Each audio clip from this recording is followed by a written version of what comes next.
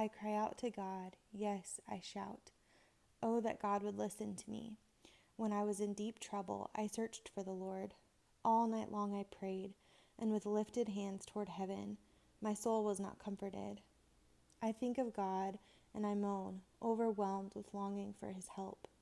You don't let me sleep. I'm too distressed even to pray. I think of the good old days, long since ended, when my nights were filled with joyful songs. I search my soul and ponder the difference now. Has the Lord rejected me forever? Will he never again be kind to me? Is his unfailing love gone forever? Have his promises permanently failed? Has God forgotten to be gracious? Has he slammed the door on his compassion? And I said, this is my fate. The Most High God has turned his hand against me. But then I recalled all you have done, O Lord. I remember your wonderful deeds of long ago. They are constantly in my thoughts, and I cannot stop thinking about your mighty works. O God, your ways are holy. Is there any God as mighty as you? You are the God of great wonders. You demonstrate your awesome power among nations. By your strong arm, you redeemed your people, the descendants of Jacob and Joseph. When the Red Sea saw you, O God, its waters looked and trembled. The sea quaked to its very depths. The clouds poured down rain. The thunder rumbled in the sky. Your arrows of lightning flashed. Your thunder roared from the whirlwind. The lightning lit up the world. The earth trembled and shook. Your road led through the sea, your pathway through the mighty waters, a pathway no one knew was there. You led your people along that road like a flock of sheep, with Moses and Aaron as their shepherds. O my people, listen to my instructions. Open your ears to what I am saying, for I will speak to you in a parable. I will teach you hidden lessons from our past, stories we have heard and known, stories our ancestors handed down to us. We will not hide these truths from our children. We will tell the next generation about the glorious deeds of the Lord, about his power and his mighty wonders. For he issued his laws to Jacob. He gave his instructions to Israel. He commanded our ancestors to teach them to their children, so the next generation might know them, even the children not yet born, and they will in turn teach their own children. So each generation should set its hope anew on God, not forgetting his glorious miracles and obeying his commands. Then they will not be like our ancestors, stubborn, rebellious, and unfaithful, refusing to give their hearts to God. The warriors of Ephraim, though armed with bows, turned their backs and fled on the day of battle. They did not keep God's covenant and refused to live by his instructions. They forgot what he had done, the great wonders he had shown them, the miracles he did for their ancestors on the plain of Zoan in the land of Egypt, for he divided the sea and led them through, making the water stand up like walls. In the daytime he led them by a cloud, and all night by a pillar of fire. He split open the rocks in the wilderness to give them water as from a gushing spring. He made streams pour from the rock, making the waters flow down like a river. Yet they kept on sinning against him, rebelling against the Most High in the desert. They stubbornly tested God in their hearts, demanding the food they craved. They even spoke against God himself, saying, God can't give us food in the wilderness. Yes, he can strike a rock so water gushes out, but he can't give his people bread and meat. When the Lord heard them, he was furious. A fire of wrath burned against Jacob. Yes, his anger rose against Israel, for they did not believe God or trust him to care for them. But he commanded the skies to open. He opened the doors of heaven. He rained down manna for them to eat. He gave them bread from heaven. They ate the food of angels. God gave them all they could hold. He released the east wind into the heavens and guided the south wind by his mighty power. He rained down meat as thick as dust, birds as plentiful as the sand on the seashore. He caused the birds to fall within their camp and all around their tents. The people ate their fill. He gave them what they craved.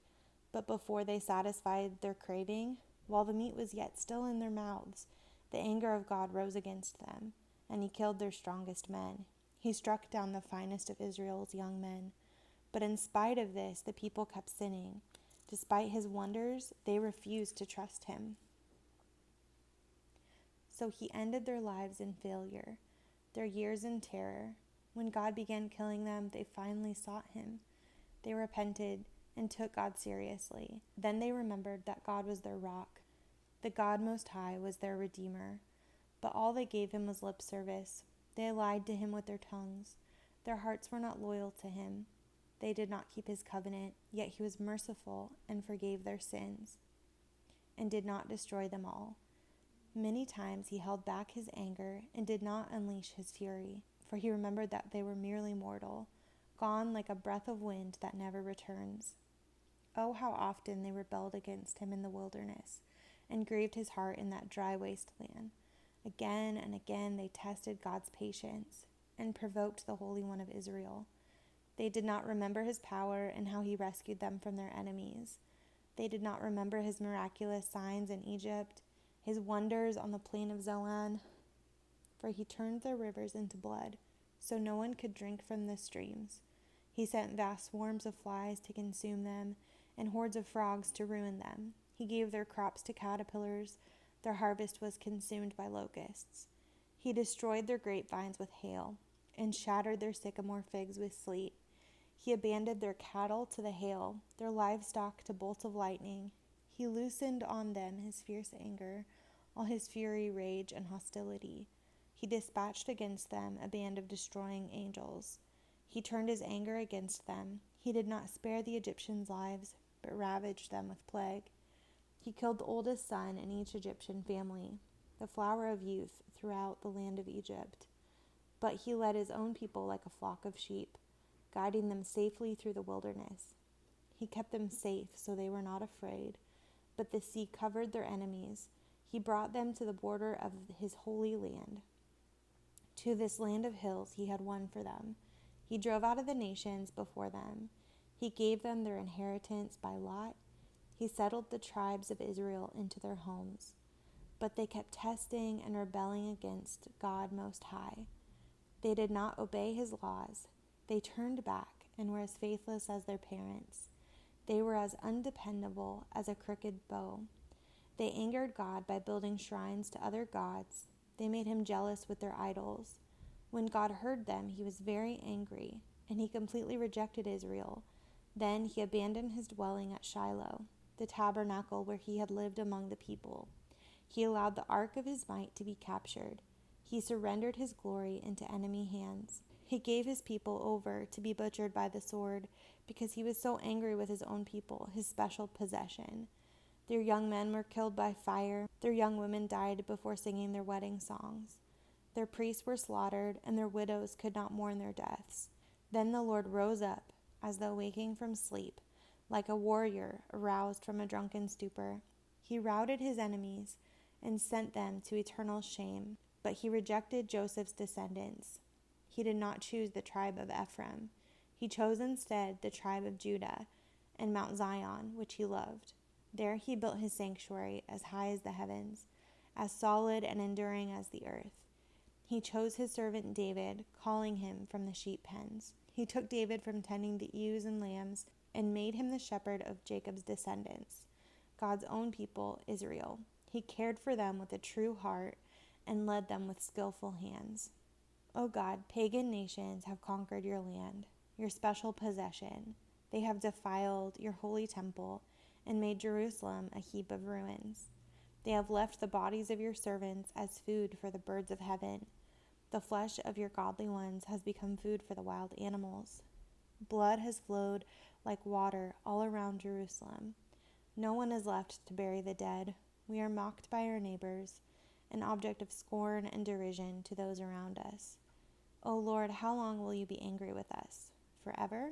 How long will your jealousy burn like fire? Pour out your wrath on the nations that refuse to acknowledge you, on kingdoms that do not call upon your name.